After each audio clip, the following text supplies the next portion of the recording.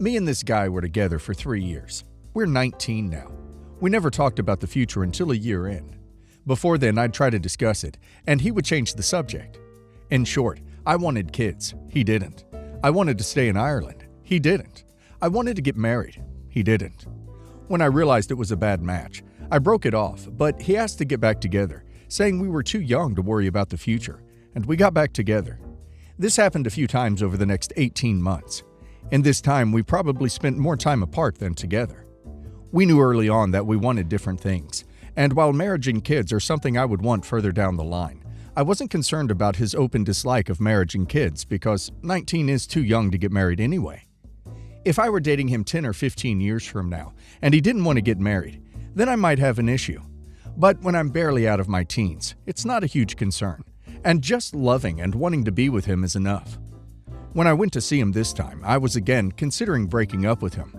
Aside from being the long-term issues, he's also inconsiderate and has a mean streak that I really don't like. So when I arrived at his place, mentally debating breaking up with him for good this time, he told me he wanted to take me out to dinner.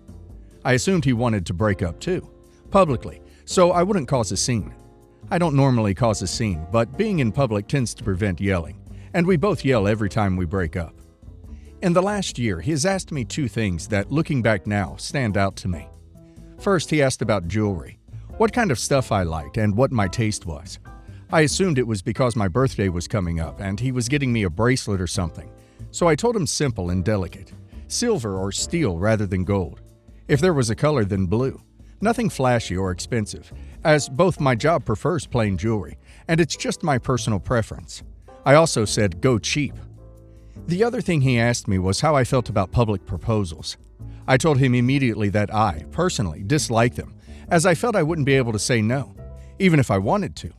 I feel like public proposals are okay when they've been specifically requested and agreed on, but one that's totally out of the blue is not okay at all. I assumed he was asking about this because his friend had just proposed to his girlfriend of several years, publicly, and she'd accepted, but admitted to him after that she would have preferred something private. I never thought in a million years that he would propose. So you can imagine my shock when we went to dinner, and the first thing he did was propose. The ring was huge, gold, gaudy, red gems around a diamond, and the whole thing was the size and shape of a Super Bowl ring. He got on one knee and held it out to me. We were in the middle of this popular restaurant, and the place was packed. Everyone could see what was going on, and wasn't even trying to hide that they were looking at us. I said no. Well, I didn't so much say no. I ran out of the restaurant. He drove me there, so I got a cab back and drove home that night. I realized running out wasn't the best thing to do, but I didn't know what else to do. I could feel everyone's eyes on me, and all I knew was that I didn't want to marry him or accept his proposal. I felt like I couldn't even speak. I was so upset about the whole thing. So I just got up and ran. I just want to take the opportunity to say here that I really don't care about the rings. Honestly, when I want to get married, which is absolutely not when I'm 19 years old, the right person could just turn to me and say, "Want to get married?" And I'd say yes. I wouldn't even need a ring. I know I'm focusing on the ring and the public proposal a lot, but that's only because of 1, how far away it was from what I'd told him my taste was, and 2, what happened next. I didn't hear from him until a few weeks later. He said he thought a proposal was something I'd want, but he saw now that it wasn't. He said that he was out of pocket for the rings. He'd bought us both the same one and gotten them engraved. He linked me to the jeweler's website, and the ring was up for €1,450, about $650 or 1,300 pounds. When I asked why he was telling me this, he said that he'd hoped I would cover the cost of mine. He said that as they'd been engraved, he couldn't get a refund. He'd hoped that I would say yes to the proposal, in which case he wouldn't have asked me to pay, but I said no. He also said I'd embarrassed him by saying no in public, and should have said yes, and if I was really against it, waited to say no when we were alone. We both live in small towns where gossip spreads at church. Enough people were at the restaurant that night that both of us got asked about it at church on Sunday. He had since messaged me saying he's debating calling in a lawyer to sue me for the cost of my ring, €1,450, and he also says that I have caused him emotional distress by turning him down in public, and have publicly humiliated him for both rejecting his proposal in public and leaving him to deal with church gossip, which I had no part in spreading. He says he can also get some money off me over those other 2 things. So €1,450 for what he spent on my ring, and extra money for emotional distress and public humiliation. I think his legal claims are all BS, and he wouldn't have a leg to stand on in a court of law. But I'm not a law student or a lawyer. He is studying law currently, and has an internship at a legal firm. What do I do about all of this? Do I need to prepare myself for a lawsuit, or is it even worth worrying about? Thanks in advance. Edit. He knew I wanted to get married, but not to him. He not only knew this, but said he had no intention of marrying me either. He openly despised marriage right up until the time he proposed, and he knows that we want different things out of marriage. And I told him that this was why I was breaking up with him in the times before this, that I've ended the relationship. During the course of our relationship, he's only said stuff like, "We're still too young to think about marriage. It's not like we're getting married." And my favorite, "It's not like I'm gonna propose." That one was last April. Edit 2. His mother has reached out to me apologizing for her son's actions. She has said that nothing will come of this and that she raised an idiot. Anyone can sue for anything. Doesn't mean he'll get anywhere with it. My guess is he wouldn't even find a lawyer shady enough to take that case. He is toxic, and OP will be better off without him. If he won't leave OP alone, she should not hesitate to get a restraining order. And now let's hear the community's opinion. Shite I ate a bird says. He's using the fact that he's studying law to intimidate you into paying him. He thinks that you'll believe he has a legitimate claim since he knows the law better than you do. He does not have a legitimate claim. Axel 2 says, you can't sue someone for the cost of an engagement ring they didn't accept. Had you said yes initially and then privately said no, like he suggested, he may have had a semblance of a case, but you didn't. You are not on the hook because he can't read a room or understand your perspective on the relationship. Block him, ignore him, and go live your life without him. It sounds like it's much better without him in it. Satan's Lioness 666 says, by suing you, he would only be asking for more public humiliation.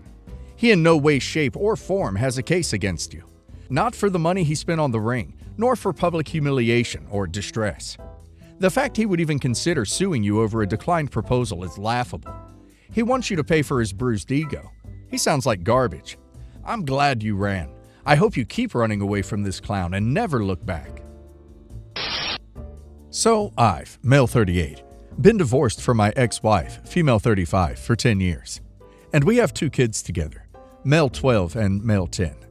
I remarried a year later while she's still single. I have 3 further kids, female 19, female 7, and female 3. I have my sons over every weekend. About 4 years ago, my ex-wife opened an online business, and she's been making 6 figures, while my wife is a stay-at-home mom, and I make $30K to support our family. So you can imagine how this difference has affected our 2 households. They live in a gated community. She drives a 2022 RSQ3, and she and our sons go on 2 extravagant holidays a year. My sons came over this weekend and started telling me and the girls they're going on a Disney concierge cruise in the summer. My daughter started crying, saying, "Daddy, we want to go."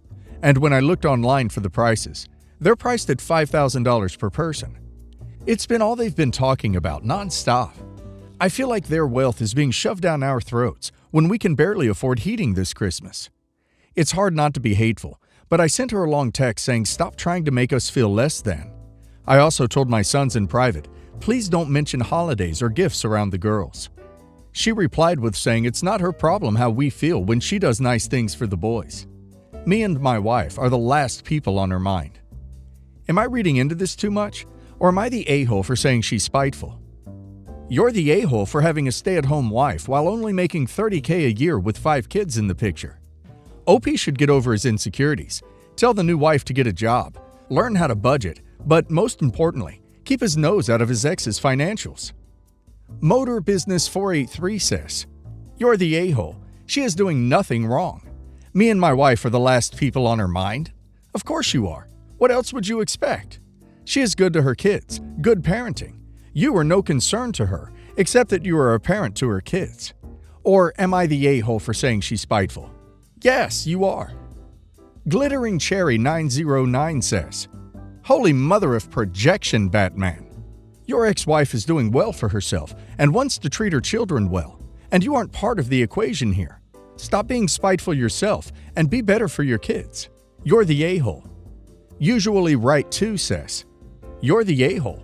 You're the one who decided to have 5 kids, and you make little money, and your wife is stay-at-home. You really think your son should be living in poverty because you are? All that said, why aren't you being paid child support if there's such a disparity?" For the past 3 years since moving to the States, I've gotten close to my sister-in-law, now former, as I live only a 10 or 15-minute walk from her.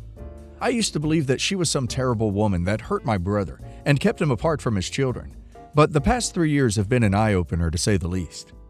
My brother figured out a legal way not to support his former wife and barely supports his children. They have 4 kids and he pays just under $380 monthly, even though he can afford to pay way more and should be paying more. I never had a relationship with my ex-sister-in-law because I lived in another country at the time, and so we had met once at the wedding and only spoken on the phone a few times. My whole perception of her was based on my brother's, stepmother's, and father's BS stories. When I moved to where I live now, I noticed that my ex-sister-in-law was really struggling and decided that I would give her money monthly and help out with the kids. My brother recently found out because my niece told him that she needed a new laptop and shoes, and he told her that he pays her mother enough to be able to buy this for her, so she should ask her mother. And she replied, "No worries, Dad. I'll ask Auntie." He then decided that I made him look bad and was demanding I stop helping them because he pays her enough. I basically told him that I can do what I want with my money and will continue supporting Nibblings and ex-sister-in-law. My stepmother and father have gotten on his side and are demanding I stop dealing with that B. During our heated argument, I told my stepmother that her son was a disgrace and her and Dad need to stop enabling his BS. Several people have told me that I am in the wrong for inserting myself and that I am emasculating my brother and attacking his relationship with his children as a provider. Am I wrong in supporting my ex-sister-in-law? $380 for 4 kids is impossible to live on. Opie is doing the right thing helping her sister-in-law, as father is taking a piss, saying he pays enough for her to afford to buy all the things kids need. If he wants to step up and actually help, sure, Opie should back off. He doesn't need Opie to make him look bad. He's doing a pretty good job by himself, paying less than $100 per kid per month. It's wrong for them to ask Opie to ignore people in need. Deleted user says, "Not the a-hole. He's emasculating himself by not being a father and providing for his children. Good on you for seeing your family suffers and stepping in to help." Dumbass319 says, "Not the a-hole. Your brother is a jerk for not supporting his kids by screwing his ex. Continue doing the good you do. He already screwed his kids' perception of him because they can see he has more, but won't give more. Too many a-holes think they are screwing over their ex, but in reality, they are screwing their kids. They have to control the situation by denying basic kindness and love for their kids, cause they got butthurt when their ex got tired of their BS. Screw him, his so-called masculinity, and the parents who are also screwing their grandkids over because their little boy wasn't man enough to build a family, and they don't care enough about their grandkids to let the past go and build a new set of relationships. You go, girl." A long strange something says, "Not the a-hole. Your brother is a deadbeat dad. You're supporting your family, nothing wrong with that." The emasculating your brother comment made me laugh. That's a ridiculous thing to say. Real men take care of their kids. My ex-wife and I recently got divorced after almost 10 years of being together.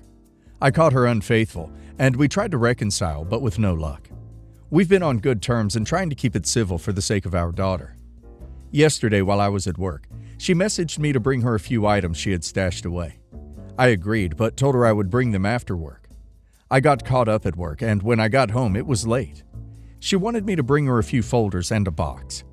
My wife, during college, liked drawing and painting, and this box and envelope contained drawings and paintings she did.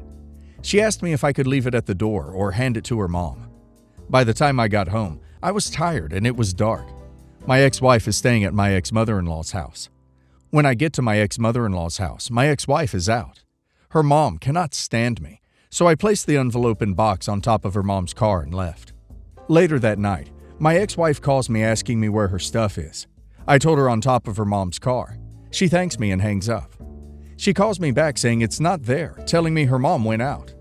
I told her it probably fell off while she drove. She starts crying, telling me she asked me to do one thing and I can't even do that. She calls me the worst and tells me I'm horrible. that she wanted to potentially sell those drawings and paintings. They were actually really good. I hang up, but it dawns on me that I might have been a bit petty and unreasonable. Am I the a-hole? Is OP an adult? Why is he so afraid of his ex-mother-in-law that he can't put it on the porch, knock, and walk away? Or just suck it up for the 10 seconds that it would take to hand the stuff to her? This was very immature on OP's part, in my opinion. And now let's hear what the community has to say. Comaine72 says, "You're the a-hole. Why would you put it on top of her mother's car? Unless you were intentionally hoping that the items would be lost or destroyed. You could have put it at the front door, or sucked it up and just gave the stuff to her mother. It's not like you had to hang out with her or anything. It would have been a simple exchange." Deleted user says, "I mean, yeah, you have been unreasonable and an a-hole. Being tired is really not a good excuse, and I think you already know it." Edit. You're the a-hole. You could have simply told her to come pick this stuff up herself, for God's sake. Wayward Princess 1025 says, "You're the a-hole. She should have picked it up herself, but you agreed to drop it off. Leaving it on the car was dumb, especially when you should have left it at the door. I think it's time to give your ex all of her belongings. Be done with this."